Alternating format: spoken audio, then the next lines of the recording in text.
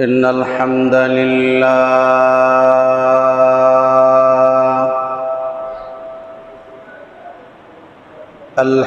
لله الأكرم الذي خلق الإنسان وكرم وعلمه من البيان ما لم يعلم فسبحان الذي لا يحصى امتنانه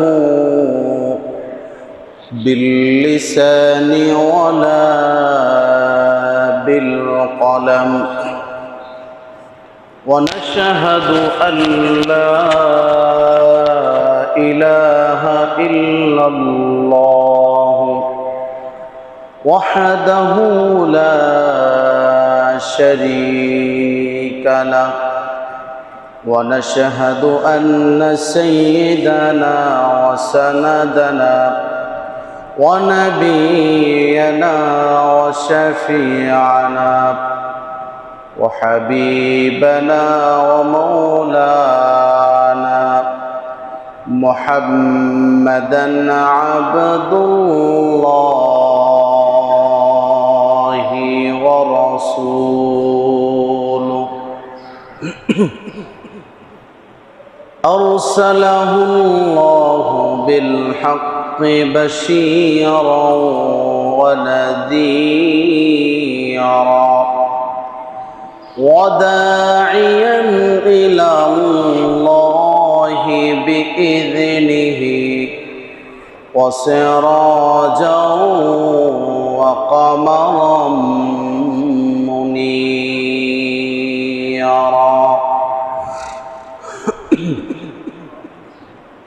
أما بعد فقد قال الله تبارك وتعالى في كلامه المجيد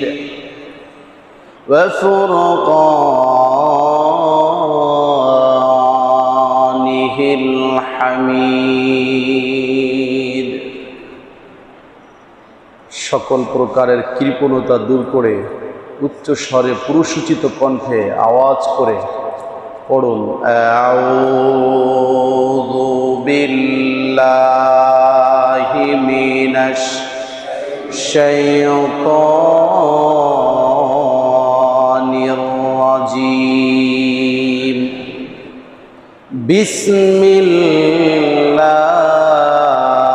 বিসমিল্লাহির রহমানির রহিম ইন্নামাল মুমিনুনা আল্লাযীনা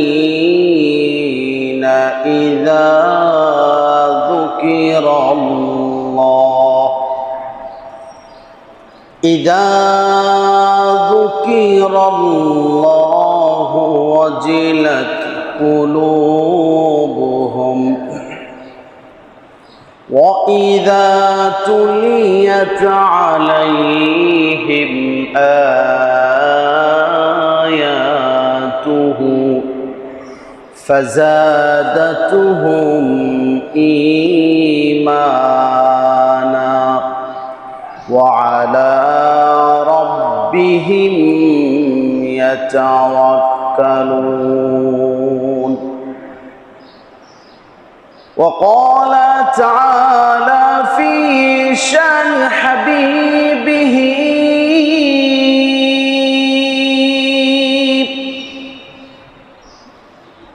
إن الله وملائكته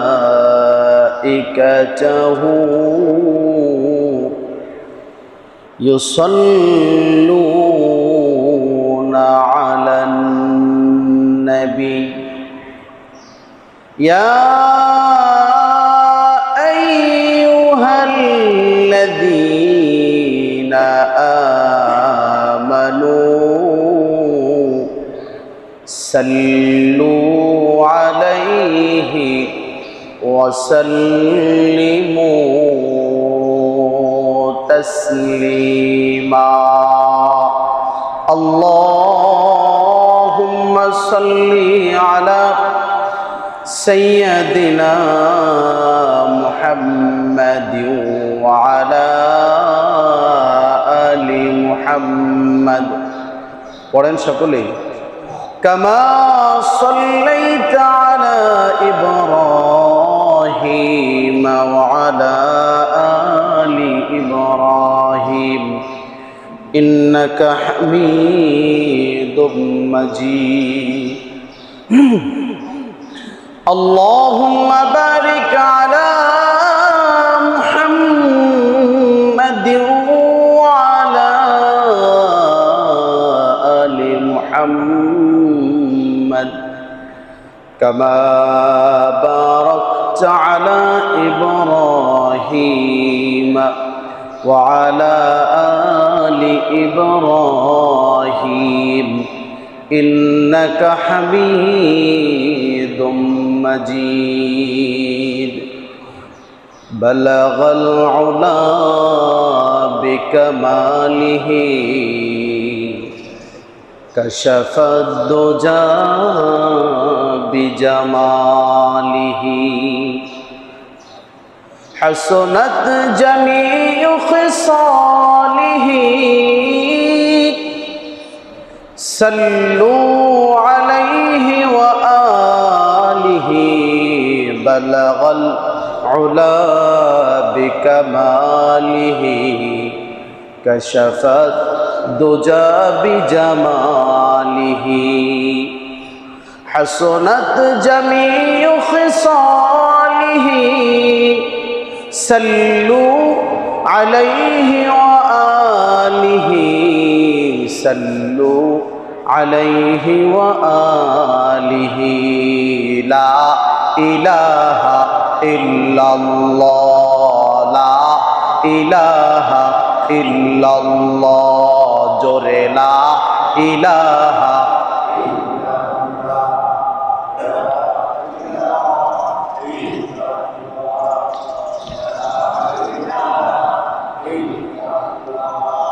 গরিবের জিকির ইল্লাল্লাহ ধনীদের জিকির ইল্লাল্লাহ পীরের জিকির ইল্লাল্লাহ মুরিদের জিকির ইল্লাল্লাহ লা ইলাহা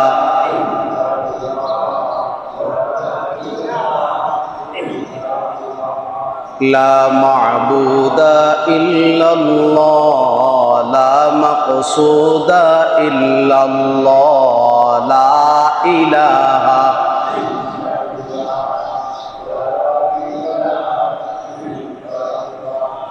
লা ইলাহা ইল্লাল্লাহ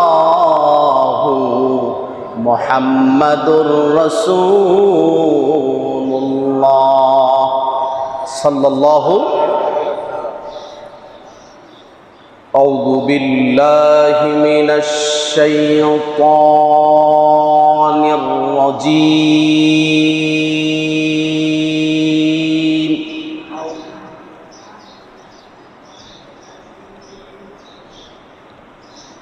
بسم الله الرحمن الرحيم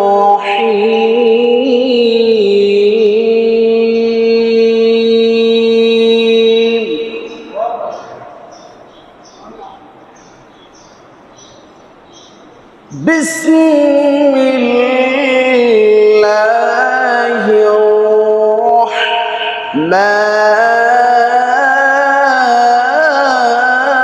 الرحيم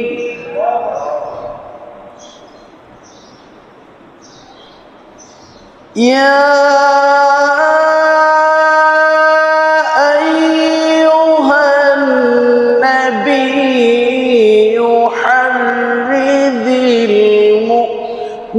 المؤمنين على القتال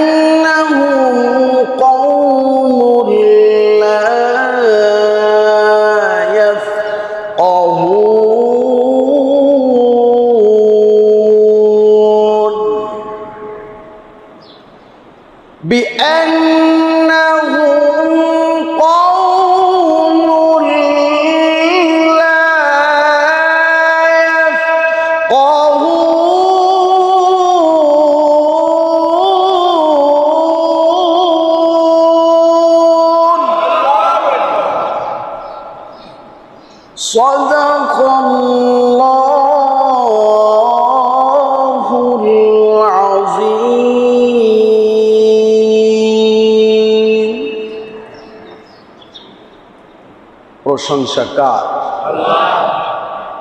ক্ষমতা কার? সকল সৌন্দর্যের মালিককে। মানুষের পুরা দেহটাকে মাথায় চুল দিয়ে, দুদিকে দুটা হাত দিয়ে, দুটি চোখ দিয়ে, দুটি কান দিয়ে, এত সুন্দর শরীর দিয়ে যে মালিক বানিয়েছেন তিনি কে? শুকরিয়া তাহলে যার আদায় করব তিনি।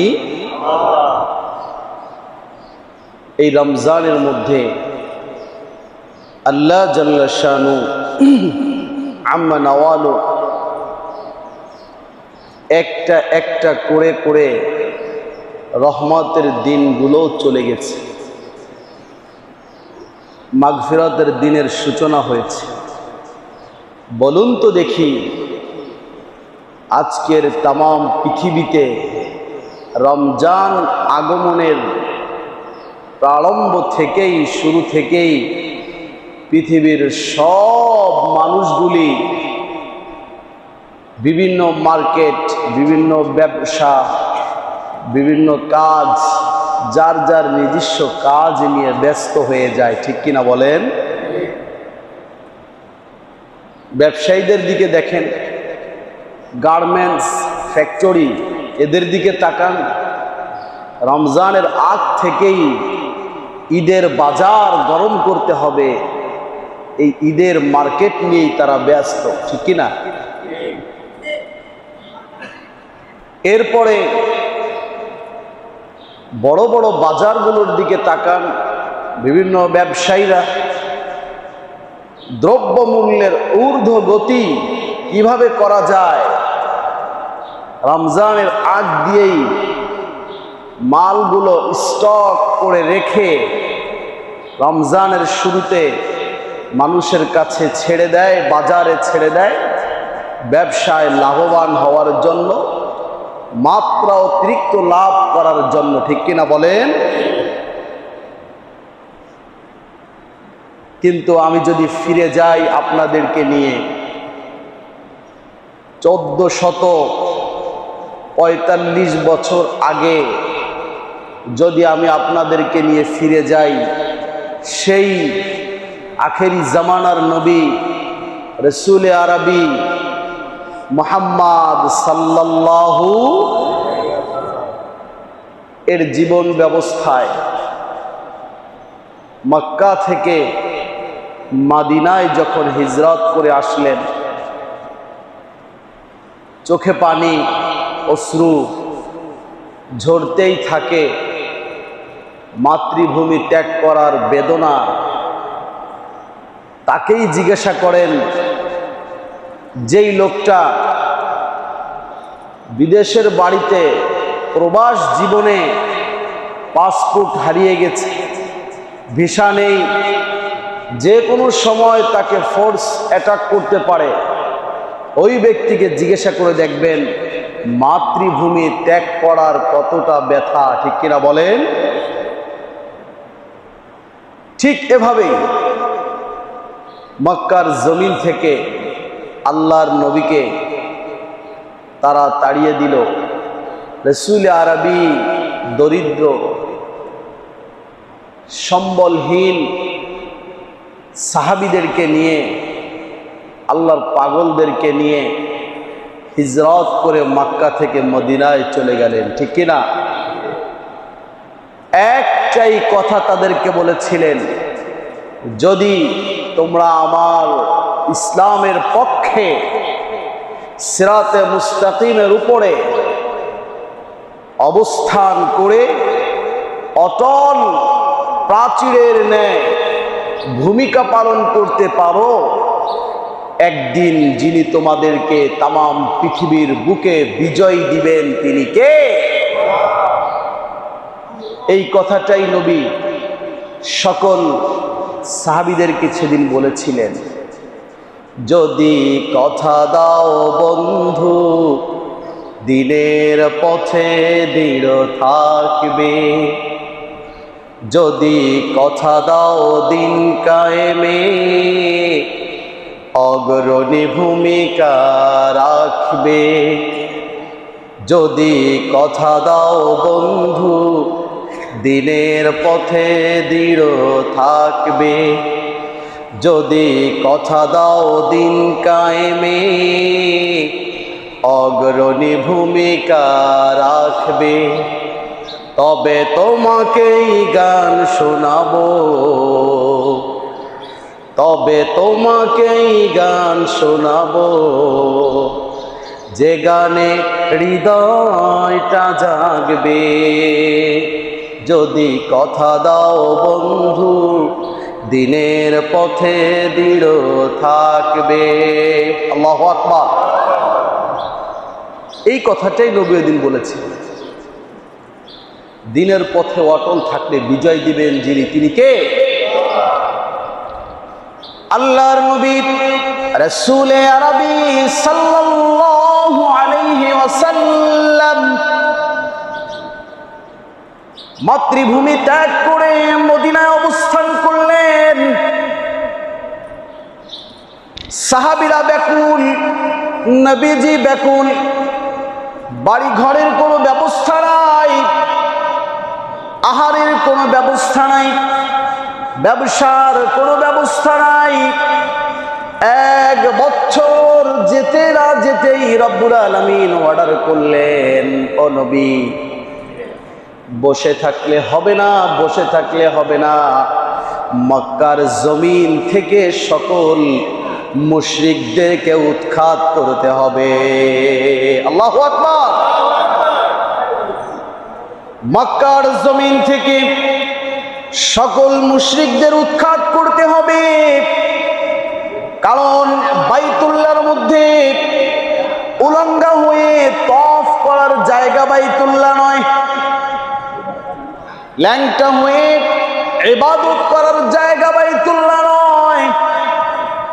এই জন্য আল্লাহ রাব্বুল আলামিন বললেন, নবী বাইতুল্লাহ সহ বাইতুল্লাহর চতুর্দিকে পবিত্র করতে হবে। কিভাবে পবিত্র করা যায়? আল্লাহর নবীকে আল্লাহ পাক বললেন, ইয়া আইয়ুহান নবী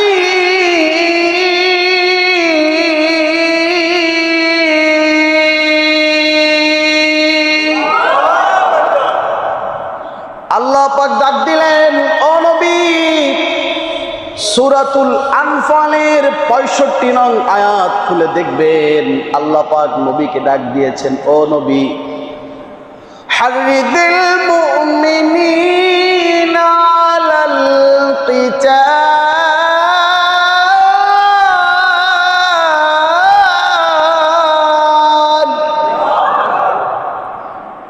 আপনার সম্বলহীন দরিদ্র সাহাবীদেরকে রাসূল জিহাদের কথা বলেন, জিহাদের প্রতি উদ্বুদ্ধ করেন, জিহাদ শিখান।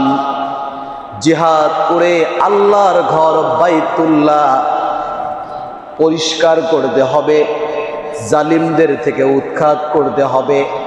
এই সব কিছু করার জন্য আপনি আপনার সাহাবীদেরকে উৎসাহ দেন, তারগিব দেন। নবী বলেন, রব্বুল আলামিন আমার এত অল্প সংখ্যক সাহাবী দিয়ে কি এটি সম্ভব? আল্লাহ রব্বুল আলামিন বললেন, তোমার সাহাবীরা যদি ইচ্ছা করে আমি রব্বুল আলামিন আসমান থেকে সাহায্য পাঠিয়ে দিব।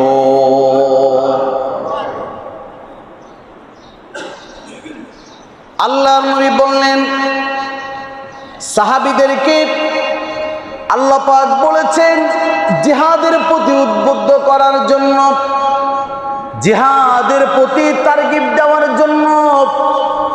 এই সময়টা ছিল যেই কথাটা আমি আপনাদেরকে শুরুতেই বললাম, তাম পৃথিবীর গার্মেন্টস ফ্যাক্টরিগুলো রমজানুল মুবারকের শুরুতে ঈদের বাজার নিয়ে ব্যস্ত হয়ে যায়।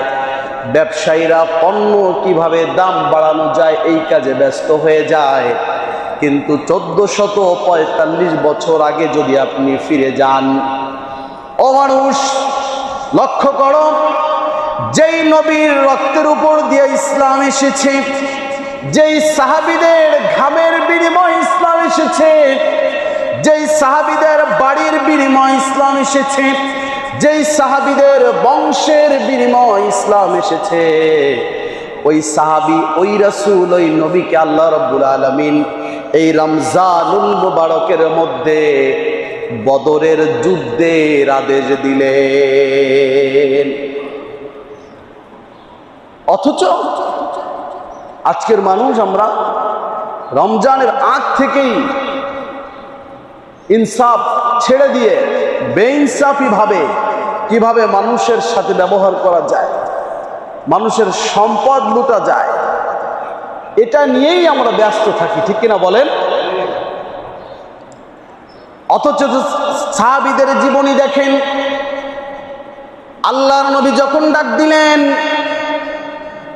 রমজান অবস্থায় একজন সাহাবীও রাসূলের কথার দ্বিমুখ হয় নাই। আল্লাহ নবী শোনায় দিলেন, ও সাহাবীরা, আল্লাহ পাক তোমাদেরকে রোজা অবস্থায় রমজানের মধ্যে অর্ডার করেছে জিহাদে যেতে হবে। সব সাহাবীরা একযোগে আল্লাহর নবীর ডাকে সাড়া দিলেন, লাব্বাইক ইয়া রাসূল। সব সাহাবীরা আল্লাহ রাসূলের ডাকে সাড়া দিলেন। সকলে কিন্তু রোজা, কি রোজা। আল্লাহর নবীর সাহাবীরা বললেন, রাসূলুল্লাহ, আমরা তো লোক সংখ্যা অনেক কম, তাহলে আমরা কি মক্কার হাজার হাজার কুরাইশদের সঙ্গে জিহাদ করে আমরা কি বাইতুল্লাহকে উৎখাত করতে পারবো? আল্লাহ পাক আয়াত নাজিল করলেন, 20 সাবিরুন ইয়াগলিবু মিআতাইন।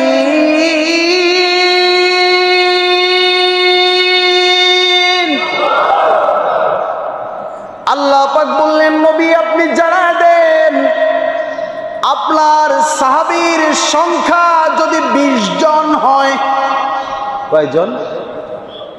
20 জন। কয়জন? কোরআন বলছে সূরাতুল আনফাল 65 নং আয়াত, আমি কিন্তু আগেই পড়েছি। আপনার সাহাবীর সংখ্যা যদি 20 জন হয়, আর যদি সাহাবীরা ধৈর্যশীল হয়, আল্লাহ পাক ওয়াদা করেছেন রাসূল আমি এই 20 জন সাহাবীর মাধ্যমে 200 কাফেরের উপর যিনি বিজয় দিয়ে দিবেন তিনি কে? তাহলে 20 জন 200 জনের জন্য এনাফ। সুবহানাল্লাহ পড়েন। এরপরে আল্লাহ পাক আর একটা ঘোষণা দিলেন, রাসূলুল্লাহ আপনি জানিয়ে দেন আপনার সাহাবীর সংখ্যা যদি 100 হয়, কত? 100 যদি সাহাবীর সংখ্যা হয়, আমি রব্বুল আলামিন 1000 কাফেরের উপর বিজয় দান করে দিব। আল্লাহু আকবার। তাহলে একজনের মোকাবেলায় পড়লো কয়জন? 10 জন। সুবহানাল্লাহ পড়েন। একজন মুমিন, একজন ইমানদার, যে ইমানদার আল্লাহকে চিনেছে, আল্লাহকে বুঝেছে, এই জন্য বারবার আল্লাহ রাব্বুল আলামিন কুরআনুল কারীমে বলেছে, ও পৃথিবীর মানুষ, একজনকে চিনো, একজনকে বুঝো, তিনি কে? আল্লাহ রাব্বুল আলামিন বললেন, নবী একজন মুমিন, একজন ইমানদার, সে যদি আমি রব্বুল আলামিনকে চিনে থাকে, তাহলে 10 জন কাফেরের মোকাবেলায় এই একজনকে যিনি যথেষ্ট বানিয়ে দিবেন তিনি কে? আল্লাহর নবী ঘোষণা শুনিয়ে দিলেন সাহাবীদেরকে। সাহাবীদেরকে নিয়ে আল্লাহর নবী রওনা করলেন। তবে এখনো সাহাবীদেরকে যুদ্ধের কথা বলা হয়নি। আবু সুফিয়ান তখন পর্যন্ত ইসলাম গ্রহণ করেনি।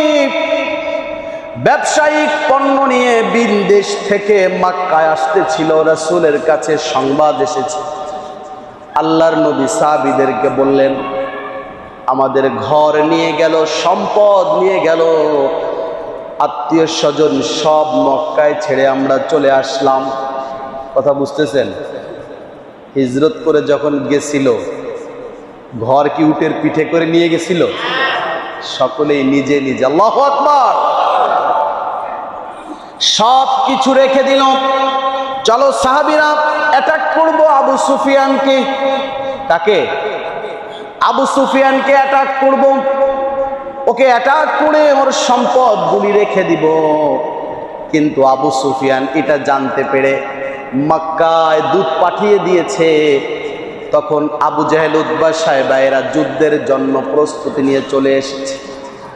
আল্লাহর নবী আবার এটা যখন শুনছেন আবু জাহেল যুদ্ধের জন্য প্রস্তুতি নিয়ে আসছে, আল্লাহর নবী সাহাবীদেরকে নিয়ে রওনা করলেন বদরের দিকে।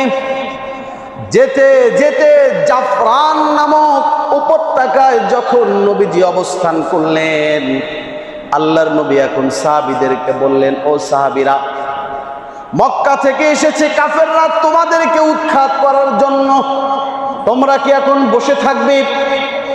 সব সাহাবীরা চুপ করে বসে আছে। কি বলে নবী? জীবন দিতে হবে, রক্ত নিয়ে খেলতে হবে, হয়তো মরে যেতে পারি, বেঁচেও থাকতে পারি, আবার পঙ্গুও হয়ে যেতে পারি। এই চিন্তা করে সাহাবীরা সকলেই চুপ হয়ে আছে। আল্লাহর নবী পেরেশান। মনে হয় সাহাবীরা যুদ্ধের জন্য প্রস্তুতি নয়। বুখারীর বর্ণনা খুলে দেখেন, 3668 নং হাদিসের বর্ণনা। আল্লাহর নবীর সাহাবী আব্দুল্লাহ ইবনে মাসউদ বর্ণনা করেন, পুরা মজলিসটা যখন নিশ্চুপ হয়ে আছে, এমন সময় আল্লাহর নবীর একজন সাহাবী মিকদাদ ইবনে আসওয়াদ, নাম কি? মিকদাদ ইবনে আসওয়াদ রাদিয়াল্লাহু তাআলা আনহু, আল্লাহর নবীর সাহাবী আব্দুল্লাহ ইবনে মাসউদ বলেন, আমি দেখলাম মিকদাদ ইবনে আসওয়াদকে আতান নবী সাল্লাল্লাহু আলাইহি ওয়াসাল্লাম, মিকদাদ নবীজির কাছে আসলেন, নবীজির পাশে এসে বললেন, ইয়া রাসূলুল্লাহ। এমন সময় নবীজি ওয়া হুয়া ইয়াদউ আলাল মুশরিকিন, নবীজি মুশরিকদের জন্য বদদোয়া করতেছিলেন। আল্লাহ নবীর সাহাবী মিকদাদ রাসূলের কাছে এসে দাঁড়ালেন। রাসূলের কাছে এসে দাঁড়িয়ে ডাক দিলেন, ইয়া রাসূলুল্লাহ,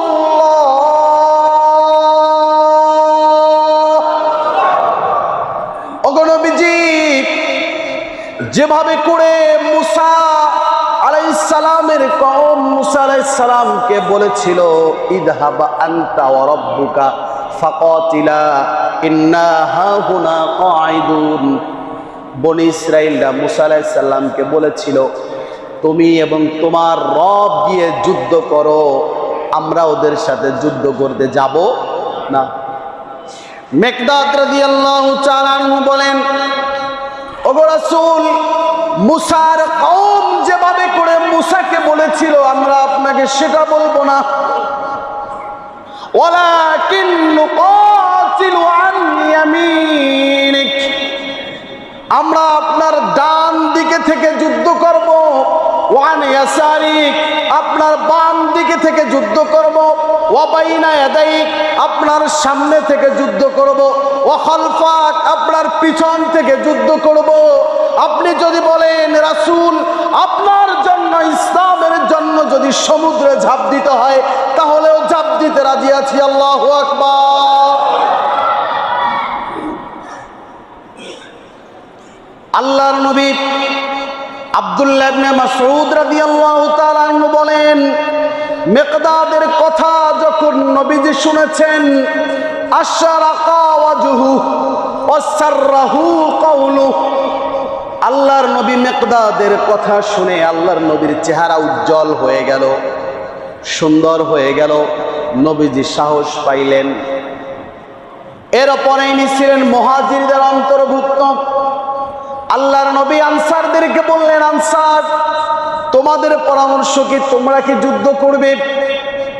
সাদ ইবনে মুআজ রাদিয়াল্লাহু তাআলা আনহু দাঁড়ালেন, একই কথা বললেন, ওগো নবীজি, আপনার ডানে থেকে যুদ্ধ করব, বামে থেকে যুদ্ধ করব, সামনে যুদ্ধ করব, পিছনে যুদ্ধ করব, সমুদ্র 7 সমুদ্র যদি পার হয়ে যেতে হয় তারপরেও গিয়ে যুদ্ধ করব, কিন্তু বাইতুল্লাহকে মুক্ত করে ছাড়ব। আল্লাহু আকবার। নবীজি সাহস পাইলেন। এবার শুরু হলো রবের খেলা। আল্লাহ রাব্বুল আলামিন বললেন, ও নবী, আপনি একটু গণনা করেন কতজন সাহাবী আপনার। বিভিন্ন বর্ণনা এসেছে, 310 এসেছে, 11 এসেছে, গালেবান অধিকাংশ বর্ণনায় পাওয়া যায় 313 জন সাহাবীকে নিয়ে আল্লাহর নবী বদর প্রান্তে রওনা করলেন। বদর প্রান্তে রওনা করলেন।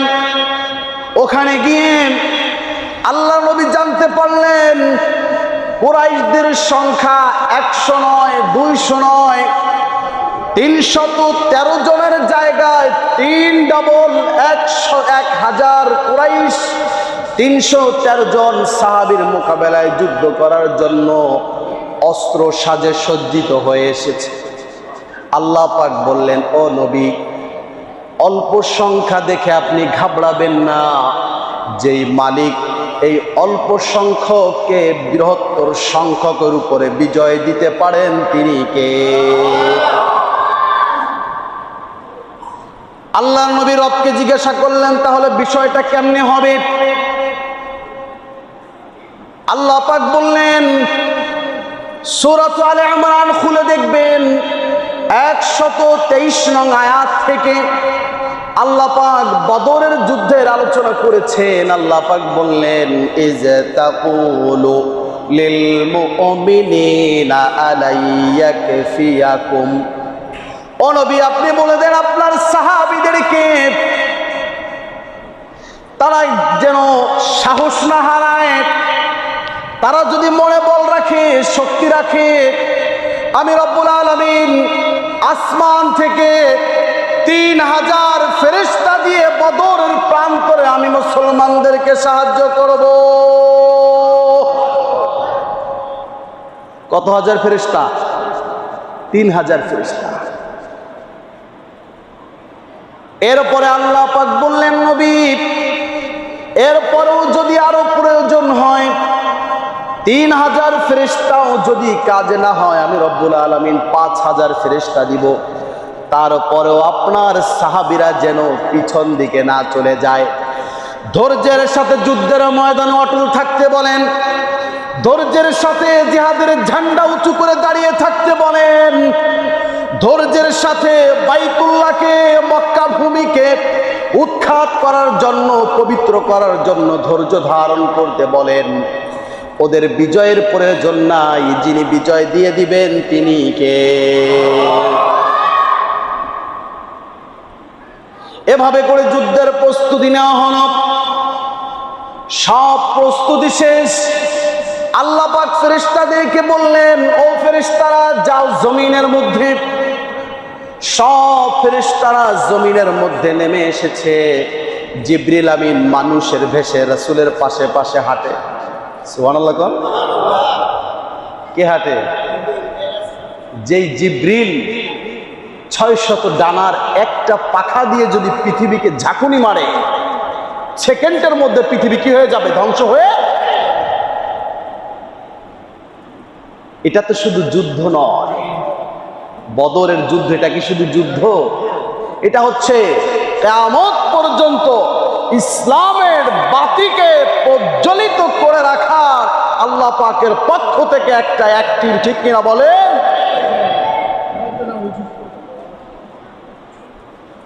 আল্লাহ পাক ফেরেশতাদেরকে বললেন, ও ফেরেশতারা জমিনে নেমে যাও। দলে দলে ফেরেশতারা জমিনে নেমে গেল। ইদ ইউহি রাব্বুকা ইলাল মালাইকা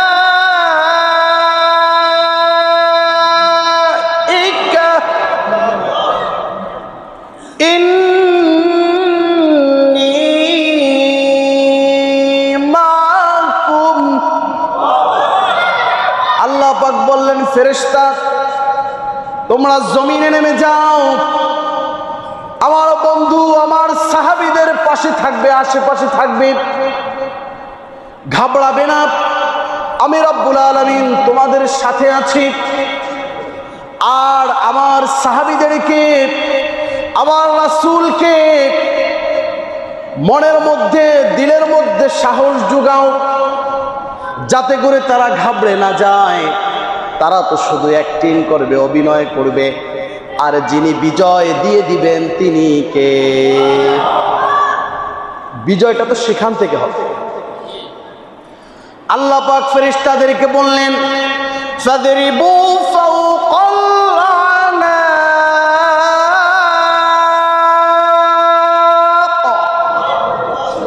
প্রত্যেকটা শত্রুর গর্দানের মধ্যে আঘাত করবে, প্রত্যেকটা শত্রুর ঘাড়ের মধ্যে আঘাত করবে, আর প্রত্যেকটা শত্রুর আঙ্গুলের মধ্যে আঘাত করবে, যাতে করে অস্ত্রগুলো ধরতে না পারে।